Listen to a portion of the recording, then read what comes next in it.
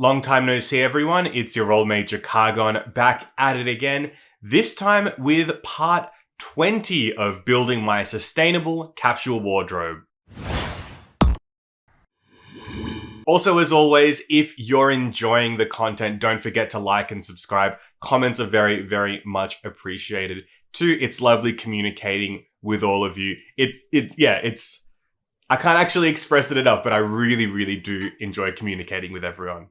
So it's been a while in between videos of this where there have been some more recent pickups, but I really do enjoy doing a more in-depth look at each piece in one of these type of videos, because I will have had these pieces in my wardrobe for a little bit of time and have actually actively worn them out and about, or maybe I haven't as well. So it's good to discuss whether or not they were a good addition or a bad addition, and that's why I like sort of delaying those videos now, even though we're kind of falling a bit behind, but I digress. We're making it work. So for today's video, we have 5 pieces, and these are 5 pieces that have definitely been incorporated into my wardrobe. And even though it is getting a little bit warmer now, so the warmer pieces will not be worn as much, I did get a bunch of wear out of them in the cooler months and cannot wait for, the seasons to keep on turning to get through to some more cooler months in future. So jumping into this, of the 5 pieces, we have 2 pairs of shoes and the rest are upper body pieces, all outerwear as well. So let's look at the first piece. Now, ever since I have been looking on Mercari for pieces and looking at things here and there, I've been bookmarking things that I like, and every so often I'll look at them, but to be completely honest, I look at them every day and just think about whether I do want them and whether they would be useful in my wardrobe.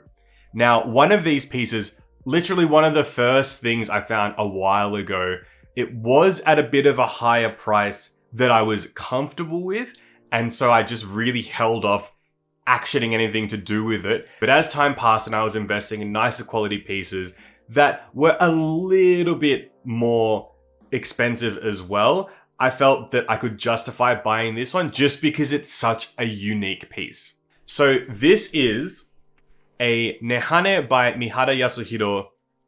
It's like a Haori, but it's this beautiful, long, collarless outer piece with layers. You can see it has this checkered layer within, and then it has these outer pieces. There are actually 3 of them going around the piece itself. It is so gorgeous and so light. Now, doing further research into the piece itself before I picked it up, I found out that this piece especially was made using a traditional Japanese way of creating clothing and textiles using hemp. So the idea of this Nehanne line, it was spring-summer 2018. They wanted to recreate clothing using traditional Japanese ways. And so this is one of those pieces. And the result is just something that feels so light, yet so high quality as well. And it just has an incredible look to it too when on body. It's got great movement. And to be honest, I've just not seen this anywhere else. Like, finding information about it was pretty difficult, as there was only like a couple of pages briefly outlining what was going on, but any further information was not to be found. And I haven't seen one of these in the wild either. So really happy I picked it up. It fits quite nicely. It's a great outer piece, and in the transitional months between being too cold and too warm, works as a great outer. But then in the cooler months, also a great layering piece too. It's just so lovely. Like, I cannot get over it. And the little like checkering details do give a bit of Demon Slayer vibes. I've said this before I think on TikToks, but it is very cool. And it's not too cosplay either, so that is a bonus. But really happy with this piece and can't wait to keep it in my wardrobe for years to come. So stoked. To note as well, this is a size 44, but it is, I think, just one size. It fits me just fine, and I'm definitely not a 44. I'm more like a 50 to 52, but it fits great. I think it is more just what will suit your body type, and it'll just be more oversized the smaller and leaner you may be. So on to the next piece. I had recently picked up in past videos two outer coats. There was the Uniqlo Jill Sander coat and also a vintage coat that I'd found on Mercari too. And just through searching and looking at deals, I did find this coat that did catch my eye, mainly because it was very, very long, looked super warm, and it was an incredible deal. Like, I could not believe the deal that it was. So I just sort of went with my gut feeling and jumped on it. And this is the coat. This is a Yohji Yamamoto Sight Shawl Coat. This is all in wool. It is not lined, which is something I definitely should have checked, because for those playing at home, I'm terribly allergic to some types of wool, or like how they're spun. For some reason, it just does not feel good on my skin. I've sold pieces in the past because of that, and it also makes me very, very sniffly. Unfortunately, it is the same case with this piece. I am so allergic to it. However, I did find out that in winter, like in the depths of winter where it's very, very cold, and if I did not have this touching my skin directly, and say it was just an outer layer on top of, say, like a long sleeve or a jacket, I was able to get away with wearing this. And as such, I have decided to keep it. It means I just can't go for it as a simple outer, say on top of something light. But I do really, really like this coat. I like how long and heavy it is. It really, really does fulfill a purpose of, if it's very, very cold, I can put this on, say with only just like a blazer or even just a light hoodie underneath, and I will be incredibly warm.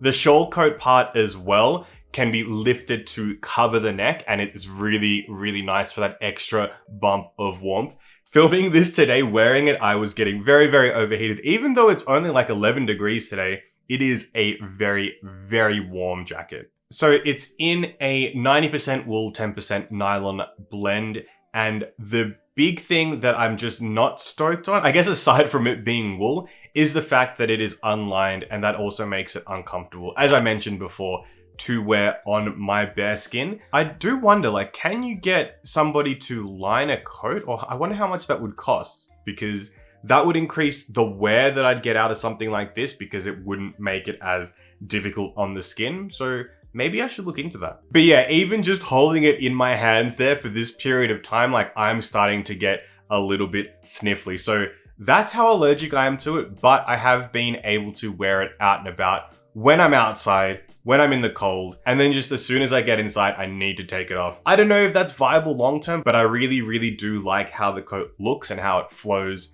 And besides the sniffliness, how it feels on body too. Like, it is a great coat, and it was an incredible price as well. So I am happy I picked it up, even though I've sneezed a lot as a result. Okay, so moving to the last upper body outer piece. Now, this is another one where I had been looking at it for quite a long time, similar to the Nehanne by Miharayasuhiro. I don't know what to call it. I think it's a Haori. I need to look into that further though. But this piece had caught my eye, and I was looking at it over and over again and thinking like, yeah, it might be more expensive than other things I've paid for, but in the grand scheme of things, that is still significantly cheaper than how much it would be here, or even on Grailed or Depop to an extent too.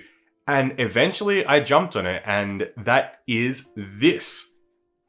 What I'm wearing right now. Now, my wardrobe in terms of blazers isn't very strong. It really just has that plagiarist blazer, which I love, but I did also want to get another blazer that could, you know, stand on its own and look really, really nice. And this stand collar blazer by Issey Miyake is it. It's just, this pattern on it is wild. It's like a honeycomb 3D printed pattern all over the jacket. The jacket is lined too. It's lined. But it's all over the jacket, and even the little clasps have honeycomb motifs. It's just such a beautiful piece. It does sit a bit puffy on my body, which I just wasn't sure whether it was my body type or other people's, but I did have some friends with different body types put the jacket on, and it's just how the jacket looks. It just looks puffy on people regardless of who they are. So that at least, you know, made me feel a bit better about it.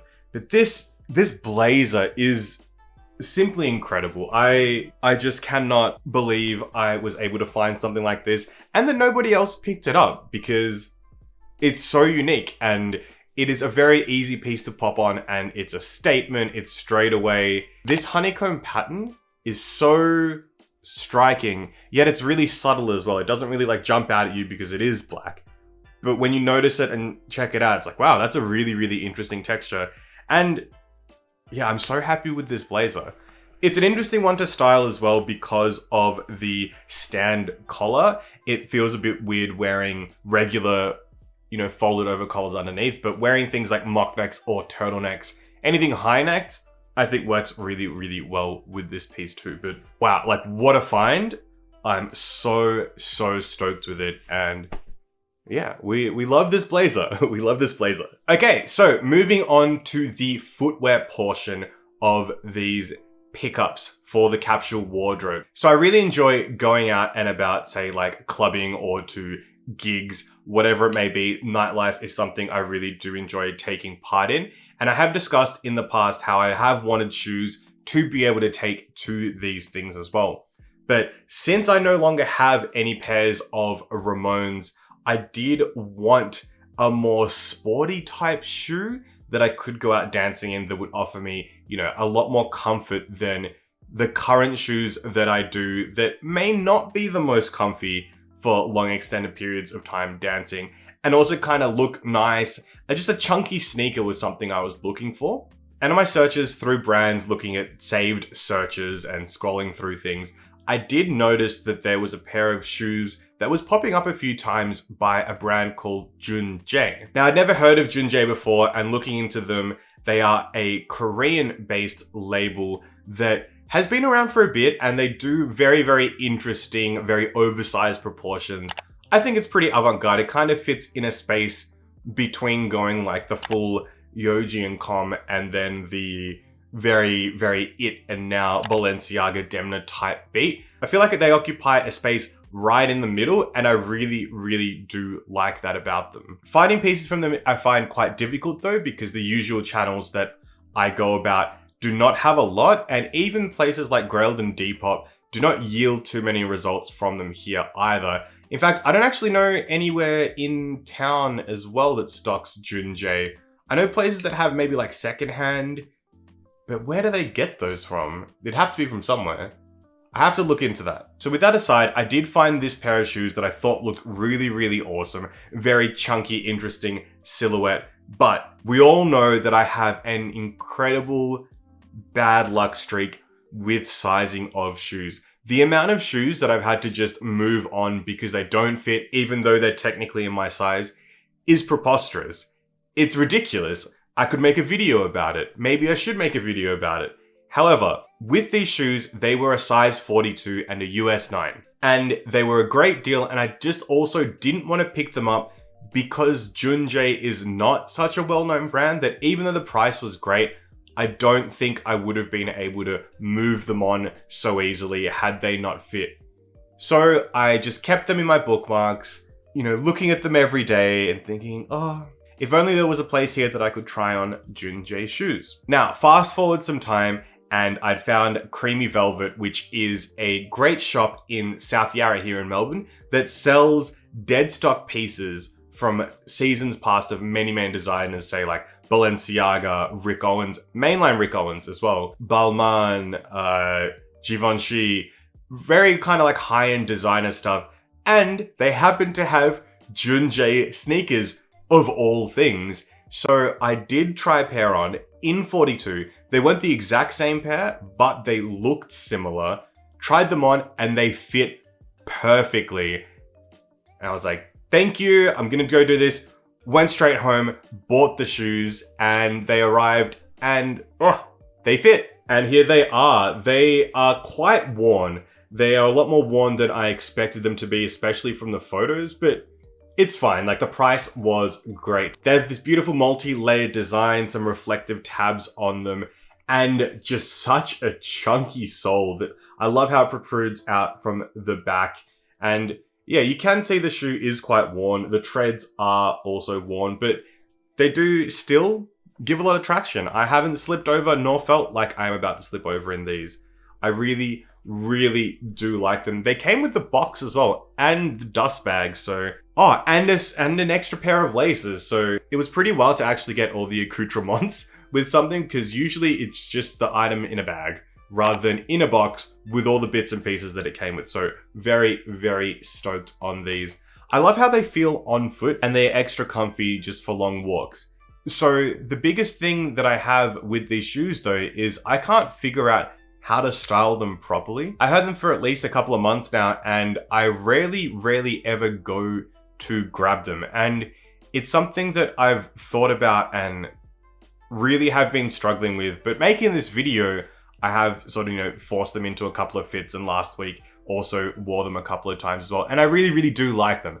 I don't want to sell them, but I think I just need to dedicate more time into figuring out how they're going to fit in and where they're going to fit in. And I think that with the warmer months and wearing more just shorts and t-shirts, these will look really nice to them, because they are a very interesting silhouette rather than just wearing like a low top or a boot. But we will see how that goes. I really do like these shoes, just unsure. But the fact that I've kept them and I haven't actually thought about properly selling them means I'm in. Let's do it. Let's appreciate the Juun.J shoes. And I have actually, as a result, been looking out for a lot of Juun.J clothing. It just, not a lot appears, but very cool label. Definitely rate it. Definitely check the shoes out. I think they fit big. So size down, at least half a size if you're going to pick some up. Let's do it. Okay, so finally, the last piece that I picked up is another pair of shoes. Now, there are always things that you want, grails or items that you aspire to that are just quite out of reach. And for me, one of those things is the Rick Owens Bozo Beetle tractor boots. The tall Chelsea looking ones with the chunky sole, basically. And when those are priced over $1,000, I just haven't been able to wrap my head around spending that much money on one item. Maybe in future, maybe knowing that I'd love it forever, but I have been trying to be actively quite frugal, even though I may have, spent more money than intended to over the months. But in terms of making like one purchase, I can't justify that yet. Enter these bad boys. These are the Julius chunky platform creeper sole boots. And these are wild. I found them on Mercari and they were at a bit of a dearer price as well. Nowhere near $1,000, nowhere even near half $1,000, but I picked them up. They are a size 2. My other Julius boots are a size 2, so I was like, this should definitely fit. And they arrived, and geez, I love the tall shaft on them. I love the very stealthy design. The creeper sole is interesting though. I've not had a creeper sole before, and as you can see, it's just, there's not a lot of tread or anything on it, so I'm very nervous in wet weather, and I do feel myself a little bit slippery, but we are entering warm months and there haven't been any accidents yet. I just make sure to walk carefully. But overall, love the design of the boot, and do like how the shaft goes a bit out at the top and has this extra bit of leather that curls around here. And I do like that because it means that you can fit your pants in a bit easier, and it helps the volume of them spill out. It's really nice, and I love the effect that it gives when you are blousing your pants to have them spill over. Really cool. These shoes I have been wearing so much and just really like them. I love how they look. I love how the sole kind of expands out a little bit, and I just don't even think that they're that bad of a second option for something like a Rick Owens type boot. They look great. They feel excellent quality. They're quite comfortable as well, and I'm actually really happy I picked these up. But yeah, in future, sure, maybe I will grab the Rick piece if I find it a decent price secondhand, but I'm really sorted for now, and it's great to not have to think about that or be like, oh, if only, because I'm so happy these fell into my life and they fill that role. I just really enjoy wearing these and look forward to getting a lot more wear for the many months, years to come, because these are awesome boots. And definitely don't sleep on Julius boots. I mean, they've got so many different silhouettes and types that it's just really worth it. It's a lesser known brand potentially, I guess, compared to, things like Rick. and you can find some incredible stuff for great prices that you don't have to jump on that Rick train for. Just a tip. Maybe check it out. You might be pleasantly surprised. Alright, so they are the 5 pieces that I picked up. We won't dilly-dally any longer. Let's get into 6 looks that I have come up with incorporating these pieces into what is currently being talked about in my wardrobe as well. So let's do it.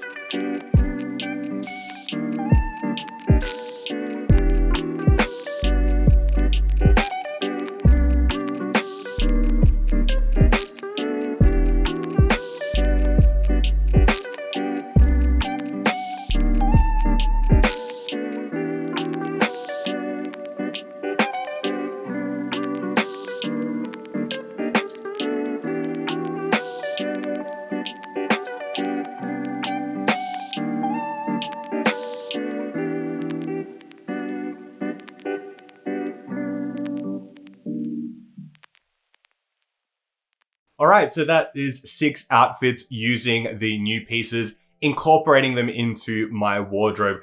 Which did you think was the best? I'm actually really vibing with the shawl coat over the shoulders of the honeycomb jacket and then wearing the Uniqlo pants and the Random Identities heels. I think that looks so classy. Kind of wish I'd worn that to Fashion Week. I'm sure there's something coming up that I can wear it to. Stay tuned, we'll make it happen. But yeah, it's always fun doing these videos because I do get to think a bit further into like incorporating fits, and it gives me an excuse to dress up. So of which I really just need to do more, because I do want to try and style things differently and see what I can do with what I already have as well. But yeah, thank you so much for watching. There are more videos to come. We are a bit behind on these ones. I apologize, but I've also moved house, figured out how to film them in this new space as well. So bear with me. We will get there, I promise you. So yeah, thank you so much for watching. Hope you're all taking care of yourselves. Be safe, have fun, and as always, don't do anything I do, except definitely make sure you try your shoe sizes with something similar of the same brand if you can. You know, you really got to do that because you don't want to be like me and end up with so many shoes that they just don't fit.